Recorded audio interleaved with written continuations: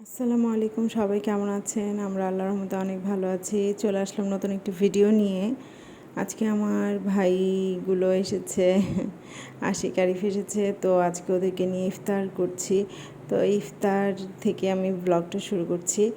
আর আজকে ইফতারিতে এটা হচ্ছে গরুর বট, আর ছিল হচ্ছে বুটের ডাল। তো যে আর কি যার যেটা পছন্দ সে সেটা খাচ্ছে। যেহেতু আমরা ভাজা পোড়া খুব খাই না, ইফতারিতে মুড়ি তো খাই না, সেটা আপনাদেরকে আগেই বলেছি। তো আমরা এগুলো খাচ্ছি। তো খাওয়া শেষে আজকে মনে হলো একটু ঝাল টক কিছু একটা খাই। তো আমার খুব দই বড়া খেতে ইচ্ছে করছিল। তো দই বড়া করাটা খুবই এখন একটা ঝামেলার বিষয়। তো দই বড়ার পরিবর্তে আমি এমন একটা কিছু করার চিন্তা ভাবনা করলাম, যেটা দই বড়া টাইপের একটা কিছু টেস্ট লাগবে।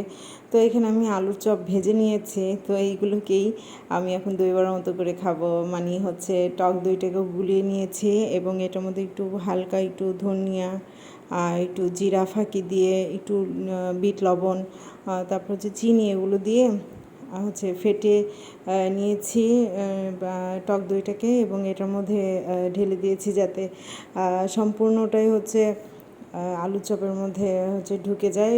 টক ঝাল একটা ফ্লেভার লাগে। তো এর উপরে আবার আমি পুদিনা পাতা দিব, আরও অনেক কিছু দেবো, সেগুলো আপনাদের দেখাচ্ছি। আর এখানে পাকোড়া টাইপ বলতে পারেন বানাচ্ছি। সেটা আলু, গাজর, তো সবজি দিয়ে কাঁচামরিচ, ধনিয়া পাতা এগুলো দিয়ে একটা পাকোড়া টাইপ বানাচ্ছি। তো এটাও খাবো ভাবছি, এটার সাথে এটা খাই। তো এখানে আমি সব কিছু রেডি করছিলাম, আর এখানে সবাই তারাবি পড়তে গিয়েছিলো। আমি তারাবি পড়ে বানানো শুরু করলাম, কারণ এগুলো খাওয়ার পরে দেখা যাবে যে আর তারাবি পড়তে পারবো না। তো যাই হোক, নামাজ শেষ করে আমি এগুলো করছিলাম যাতে এগুলো আস্তে ধীরে শান্তি মতো খেতে পারি। তো এগুলো এখানে বানাচ্ছিলাম ওইগুলি। আর ওই পাশে টক দইটাকে যেভাবে রেখেছিলাম তার উপরে ধনিয়া পাতা, পুদিনা পাতা আর একটু কাঁচামরিচ একসাথে ব্লেন্ড করে আমি এটার উপর দিয়ে দিয়েছি, যাতে খুব সুন্দর একটা ফ্লেভার আসে। টক ঝাল মিষ্টি একটা মুখে টেস্ট লাগে। এর উপর আবার আমি তেঁতুলের একটা চাটনির মতো বানিয়েছি, টক, যেটা আমরা ফুচকার মধ্যেও খেতে পারি আর কি।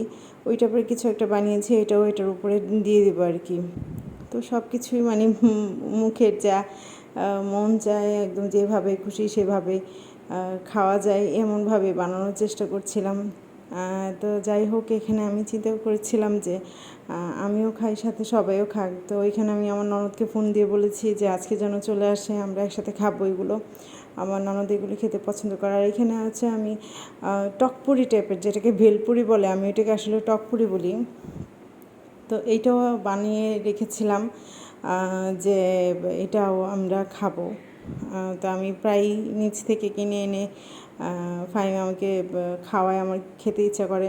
তো আজকে বললাম যে আজকে যেহেতু সব বানাচ্ছি তাহলে ঘরেই এটাই বানাবো। তো সবাই মিলেই খেলে একটা অন্যরকম আনন্দ লাগবে, ভালো লাগবে। তো যাই হোক, এই যে এইগুলো আমি বানিয়েছি সেগুলো দেখাচ্ছি। ফাইনাল আমি সব কিছু টেবিলে গুছিয়ে রেখেছি। এখন শুধু ওরা সবাই আসলে একসাথে খাওয়া দাওয়া শুরু হবে। এই তো সবাই এসে পড়েছে, এখন খাওয়া দাওয়া শুরু। আমি ওদেরকে বলছিলাম তোমরা খাওয়া শুরু করো, আমি খাবো। ওদের সবাইকে দিয়ে তারপর আমি আস্তে ধীরে বসে খাবো আর কি।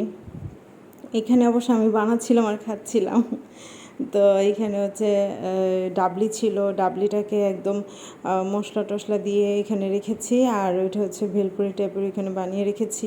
এই তো সবাই মিলে খাচ্ছি। তো সবাই ভালো থাকবেন, সুস্থ থাকবেন, আমাদের জন্য দোয়া করবেন। আল্লাহ হাফেজ।